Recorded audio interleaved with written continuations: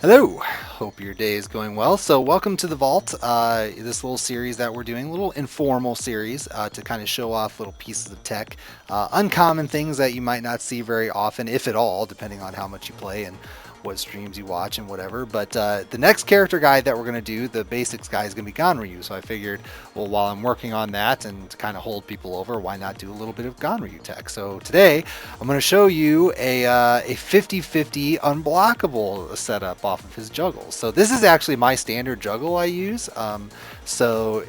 But yeah, anyway, so I'm going to just show this off of down forward 2 for the most part, but just know that you can do this off of any launcher that he has, just because of the nature of the beast, but it's a lot simpler just to do it off of down forward 2. So let's get into it. So first, a standard B&B, just to kind of show you what it does. So that's what a standard juggle looks like. 61 damage, pretty normal, no big deal, right?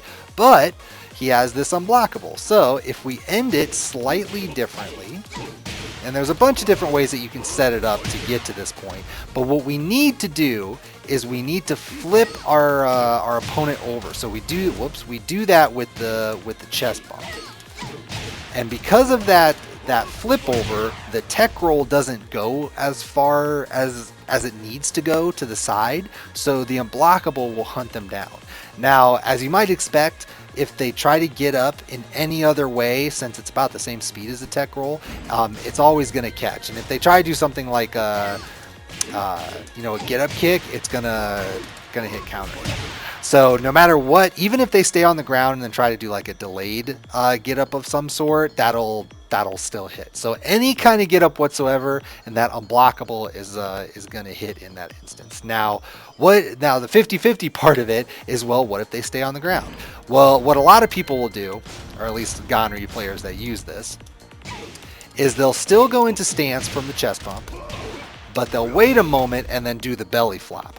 Now the belly flop will hit every grounded option, even if they try to roll to the side or whatever. It'll even hit them if they try to stand up. Now if they tech roll, they can block it, but it's important to remember that the belly flop, it's a low. So if they're not paying attention, that might still hit them. So you just kind of have to read your opponent and see what's going on. But a lot of the Ganryu players that use this tend to do the belly flop because you're going into stance whether you're doing the unblockable or the belly flop. So it's like more of a quote-unquote mix-up, like unseeable sort of thing. But for me personally, I like to do forward 3. So forward 3 is extremely powerful. First of all, it does more damage than the belly flop, but it also hits in all of these same situations. So if they try to roll, if she tries to roll, or if she tries to like do a get up kick or anything like that, the forward 3 will still connect. Now they can tech roll off of the forward 3 once it hits, so nothing is technically guaranteed.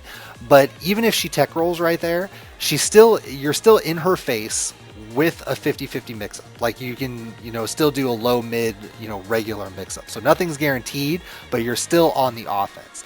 But a lot of people, once they commit to staying on the ground, they don't typically tech roll from there.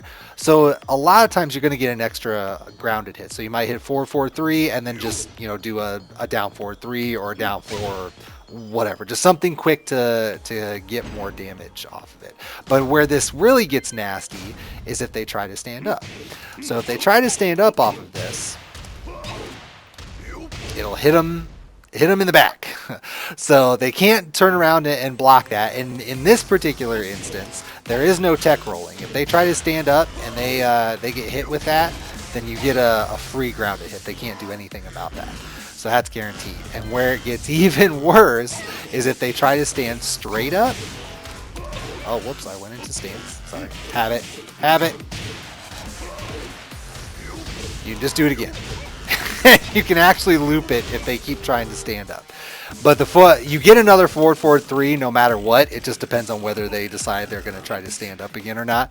But you're looking at like a repetitive 25 damage. So that's pretty much the gist of the setup. You either do the unblockable, which covers all of your get up options and does 40 damage, or you can do forward 3, which covers all of your grounded damage. And even if they tech roll, by the way, and you do forward, forward 3, they still have to block it.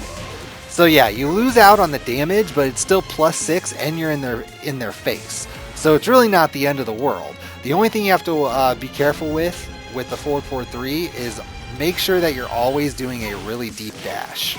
Whoops. Because if you don't do a deep enough dash, and they do the quick backstand, it'll whiff. So I'll try to see if I can hit it here. There we go. Well, that's kind of what I was looking for. So you just have to make sure that you dash very, very deep. Otherwise, that's going to whiff. Like, there we go. That's perfect. So I did a really deep dash there, and it still whiffed. Yeah, now I didn't even get it. So that's the one thing to be careful about with forward 3 is if you don't do a deep enough dash and they do that quick stand, they can actually launch you for it. I mean, you notice I'm not even getting it. Like, I'm actually trying to get it now. So it's really inconsistent. Like, you can get a deep enough dash. There we go. That was a deep enough dash. So you can do it so that it forces them to block that, but just kind of keep that in mind. But the good news is that if you notice that they're doing that, then just switch to the unblockable and you'll catch them with the unblockable. So yeah, that's the 50-50. Now it is one thing to note. We should tally up the damage here because that's important in my next step. So the normal juggle off of down 4-2 did 61. So we did that at the beginning. So if you do the setup for this, it's 50 damage, right? And that's before the mix-up. Now, if you hit the unblockable, that's another 40, right? So you're at a total of 90. If you do a forward 3, if you hit a forward 3, you're going to get at minimum 20 damage. So you're sitting at 70. And then if you get one of those situations where you get a follow-up hit off of it, I mean, you're talking anywhere between, 12 and like another 25 damage. So you're hitting 80 to 90, 95 or something like that. So I mean, it's a lot more, like, you're outpacing the normal down forward 2 juggle by quite a bit. And if you're in a walled stage, I think I mentioned this briefly, but the unblockable wall gives you a full wall splat from a really, really long range. Like, look how far that blasted them away. And it will wall splat that whole distance. So if you hit them at a wall and then you run up and do an additional wall juggle or whatever, you're looking at 120, 130, maybe even a death combo depending on the angle that you get. So it's really insane the kind of damage that you can get off of this. But what's really cool about it, particularly in a wall stage, is that you can bail on it. Like, let's say that you don't want to do it. You're like, you know what? I just want to kill the person. We're just going to do a normal ender. Or let's say that you're close enough to a wall. You're like, you know what? There's no reason to do the mix-up. Let's just do the normal wall ender. I'll take my wall damage and get, 80, 90 damage or whatever it might be. Now, if you're quick enough, you can actually bail early in the juggle and do the standard B&B. So I did a little bit late there. But it's just one of those things where it's extremely, extremely versatile. Now, the big risk, obviously, of doing this is forward 4-3 is pretty much safe, no matter what. If you choose that option, you might, if they tech roll out of it, you're going to lose any extra, you're not going to get any extra damage, right? But at least you won't get punished for it too bad, assuming you do, that deep dash. But, they're going to have to block it or they just eat it on the ground. But if they miss the unblockable, or if you miss the unblockable, that's where you can really get punished. Because if we do this and it whiffs, because she's face down, feet towards, the low kick here will juggle. Now, it's only an 8 damage juggle starter, so it's not the end of the world, and because Tekken is goofy, it won't always launch. So like right there, because I was too far away, it's not going to launch. But still something to keep in mind, because the unblockable goes so far forward, chances are they're going to get the clean hit and you're going to get launched. But like off stuff like this, if you modify it a little bit, whoops, she actually did it. Sorry, I forgot to turn her off. Because in this particular situation, she's face up, feet away, the low get up kick does not juggle. So in this scenario, your opponent needs to really be mindful and like be paying attention, because they're only going to get 3 damage if they do that.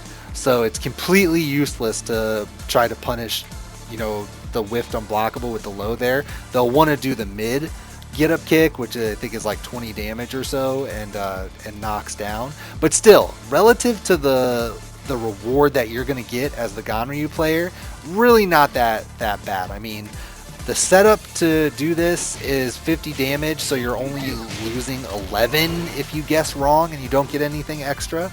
But in my mind, I think of it a lot as like 3-pointers in basketball, right? You're going to miss some of them, but when you hit them, you're making up so much ground that you end up outpacing the normal juggles. So, but anyway, just something little to keep in mind. It's a neat little trick, and it's very simple and very powerful, especially if you're in a walled stage, because they have to be really careful, because if they eat that unblockable, and they're literally, I mean, like minimum you get 120 damage from a wall follow-up if that unblockable hits. So most people won't tech roll because of that, which means that forward 4-3 is essentially free. So there's just all kinds of free damage if you're reading the situation properly. So yeah, so that's it. Expect the Ganryu basics guide to come out here in a week or so. And this won't be on there just because I don't really consider it to be basic per se. But yeah, just something a little to hold you guys over. And then before we end the video, as always, Twitter, Twitch, I stream every Friday and do lobby matches and whatnot. We got, of course, all the other videos on YouTube. And then I'm going to show real quick, Patreon, please consider supporting.